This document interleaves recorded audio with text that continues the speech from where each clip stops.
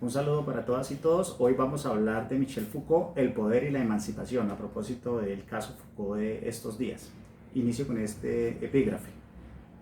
El poder no opera en un solo lugar, sino en lugares múltiples. La familia, la vida sexual, la forma en que se trata a los locos, la exclusión de los homosexuales, las relaciones entre los hombres y las mujeres, relaciones todas ellas políticas. No podemos cambiar la sociedad a no ser que cambiemos estas relaciones, dice Foucault. Hablemos primero de las deudas de Foucault con Nietzsche. Como el de Michel Foucault es un pensamiento transgresor, inscrito en la tradición crítica al mejor estilo de Kant y Marx. Esto es, un discurso que lucha contra la autoridad, la heteronomía, pero también contra las ocultaciones, la dominación y el poder. La de Foucault fue una historia crítica del pensamiento, entendida esta historia como un análisis de las condiciones en las que se han formado o modificado ciertas relaciones entre sujeto y objeto, en las medidas en que éstas constituyen un saber posible. Hasta ahí Foucault. De ahí su atención por la manera como el sujeto fue constituido y producido en la modernidad, por las formas de subjetivación que lo hicieron posible como un sujeto que conoce. Esto implicaba mostrar también cómo era posible que algo se convirtiera en objeto del conocimiento, ya fuera la locura o la sexualidad. Por eso el suyo es un planteamiento novedoso y diferente. En él no encontramos los clásicos discursos románticos sobre el acontecer histórico. Lo hecho por Foucault fue un irse al pasado, desenterrar los documentos y mostrarnos otra historia. El pensador francés fue un arqueólogo que nos permite ver la manera como se constituyen los sujetos a través del acaecer histórico. De su mano aprendemos que la historia no es benévola, sino que por el contrario es una trama de acontecimientos entretejidos que performan al sujeto de la modernidad y que sin embargo ofrece posibilidades de libertad, de emancipación. Foucault fue un nietzscheano que prosiguió la labor iniciada por su maestro un siglo atrás. Nietzsche empezó una deconstrucción de la historia de la civilización occidental cristiana. El filósofo alemán tomó su maletín de filólogo y se dedicó a escarbar, escudriñar, remover, hurgar en el pasado, para así mostrarnos la forma como nacieron los valores, la moral, los deberes y las obligaciones, el cristianismo, la metafísica. Nietzsche y Foucault destruyeron muchos mitos, mostraron que lo que somos fue construido de una forma macabra y dantesca, develaron los fundamentos sobre los que se construyó la civilización, la falsedad de sus premisas. Decía Nietzsche: casi todo lo que nosotros denominamos cultura superior se basa en la espiritualización y profundización de la crueldad. Esa es mi tesis. Hasta ahí Nietzsche. En ellos, en Foucault y en Nietzsche, el poder, el Estado, la sociedad aparecen desnudos de cualquier fetiche, mostrándose en su proceso de formación, de constitución.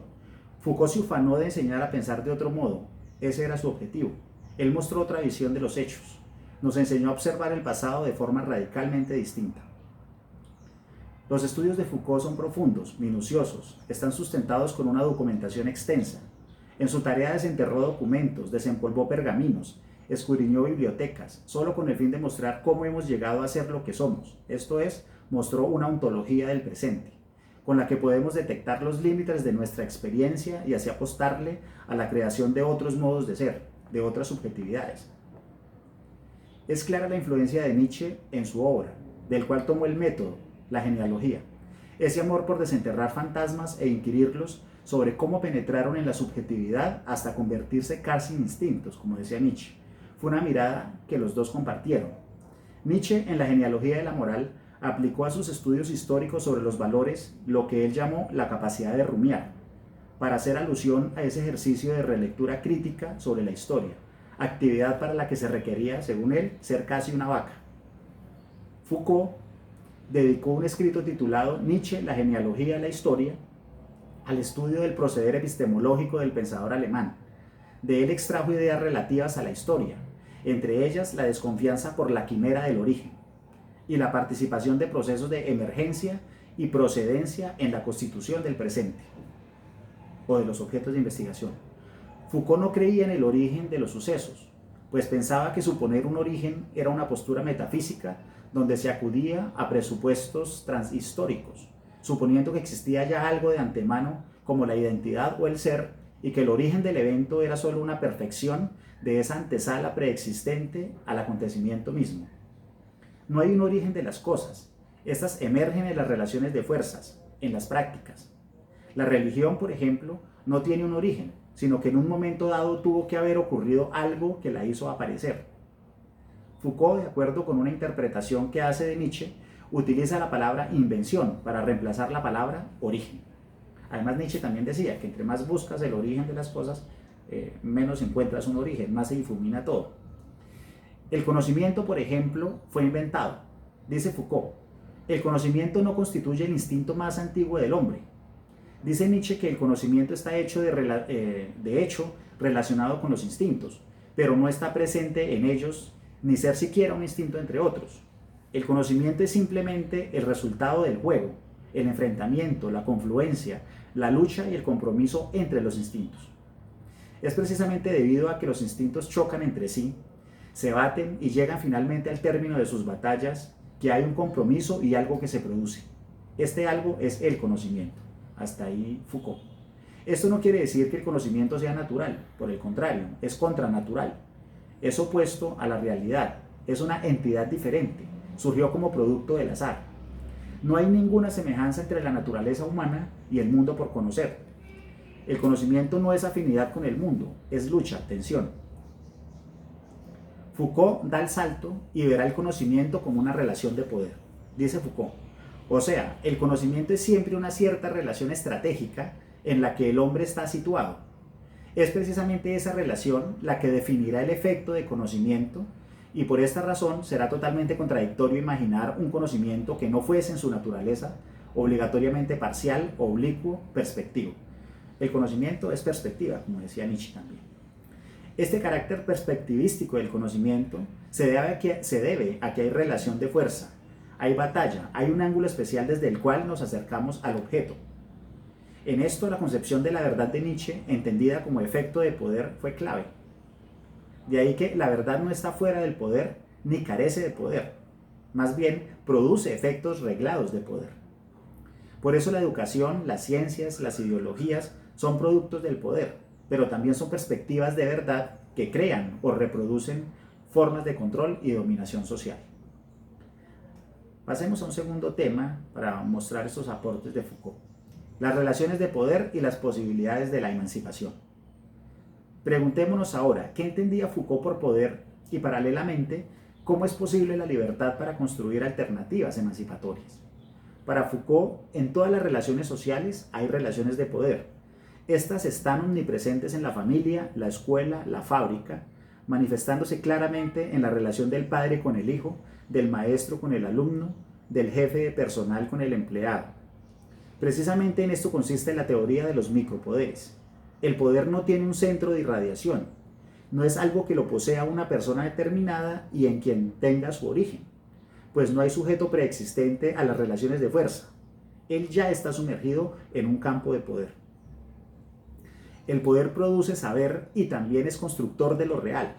De ahí que Foucault rechace la teoría marxista, según la cual el poder es solo represivo y actúa sobre una especie de naturaleza humana limpia, no influenciada por relaciones de poder. Además, la burguesía, en la cual el marxismo atribuye el poder, también está atravesada por las relaciones de fuerza. Ella no es externa a esas fuerzas actuantes dentro de la sociedad. También está en las redes de las relaciones de poder, por decirlo de otra manera. Foucault dice que él casi nunca utiliza aislada la palabra poder y que si lo hace es para abreviar la expresión relaciones de poder. El poder no es en Foucault lo que las personas del común normalmente piensan, dijo Foucault en una entrevista. Cuando se habla de poder, la gente piensa inmediatamente en una estructura política, en un gobierno, en una clase social dominante, en el señor frente al esclavo, etc. Pero no es en absoluto en esto en lo que yo pienso cuando hablo de relaciones de poder. Me refiero a que en las relaciones humanas, sean cuales sean, ya se trate de una comunicación verbal, como la que estamos teniendo ahora, o de relaciones amorosas, institucionales o económicas, el poder está siempre presente. Me refiero en cualquier tipo de relación en la que uno intenta dirigir la conducta del otro. Esta fue una definición clásica que él terminó dando, ¿no? Donde uno intenta dirigir la conducta de otro. Eso es el poder. He citado in extenso porque este pasaje ilustra bien la concepción del teórico francés sobre el poder. Además, de aquí se extrae algo que es clave. El ejercicio del poder consiste en un juego de acciones sobre otras acciones, donde se buscaría incidir en la conducta de otro para obtener determinada consecuencia o un determinado resultado. El poder no está localizado, es un juego de estrategias donde se puede llegar a ciertos resultados. En las relaciones de fuerza se pueden producir múltiples respuestas, posibilidades, reacciones, resultados e invenciones posibles.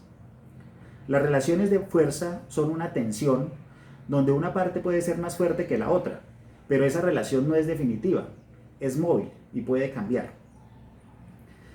El poder es pues una maraña de redes entretejidas que atraviesan los cuerpos y por lo cual las múltiples tendencias que se originan en esas tensiones pueden desembocar en acontecimientos totalmente nuevos. Es dentro de esa red donde el individuo se constituye como sujeto, donde es moldeado por el discurso y por las prácticas, y donde estarían las posibilidades de la construcción de una subjetividad diferente. Por otro lado, debe entenderse que la existencia de relaciones de poder exige un cierto grado de libertad, la que permite asimismo la posibilidad de las resistencias.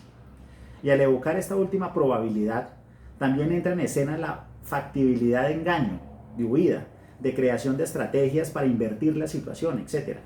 Si no existe libertad es porque no hay relación de poder, sino dominación total. Este punto es clave para Foucault: donde hay relaciones de poder, hay libertad. Si no existiera la libertad, solamente existiría lo que él llamaría una dominación absoluta. Para Foucault, la relación existente entre dos partes, donde una anula totalmente la posibilidad de que la otra resista, donde se suprime la libertad del otro de forma absoluta, se llama dominación. En este caso, gracias a que la posibilidad de reacción, de establecer una verdadera relación de fuerzas, ha sido amputada, no queda otra opción que saltar por la ventana, matarse o matar al dominador, dice Foucault. Fue por el exceso de dominación que ejercieron sobre los individuos lo que Foucault llamó, por lo que Foucault llamó al estalinismo y al fascismo, dos patologías del poder, o dos enfermedades del poder. En las relaciones de poder, pues, debe haber un resquicio de libertad. Por ello señala Foucault: no se me puede atribuir la concepción de que el poder es un sistema de dominación que lo controla todo y que no deja ningún espacio para la libertad. Hasta ahí Foucault. Son estos requisitos donde están las posibilidades políticas de la emancipación. Si entendemos lo que es una relación de poder o una relación de fuerzas, entendemos cuáles son entonces esas posibilidades de emancipación. En una entrevista realizada por el filósofo cubano Raúl Fornet Betancourt y por Alfredo Gómez Müller y Helmut Becker, le preguntaron al filósofo francés: ¿el sujeto al que usted se refiere en los últimos 2 años, eso es una entrevista como del 82, en sus cursos del Collège de France, es un sujeto activo, políticamente activo? Podría pensarse que se produce en usted un cambio que no es quizás un cambio de perspectiva, sino de problemática. Ese es el comentario que hacen los entrevistadores. Y Foucault responde a esta pregunta: si bien ahora me intereso en efecto por cómo el sujeto se constituye de una forma activa a través de las prácticas de sí, estas prácticas no son, sin embargo, algo que se invente el individuo mismo. Constituyen esquemas que él encuentra en la cultura y que le son propuestos, sugeridos, impuestos por la cultura, su sociedad y su grupo social.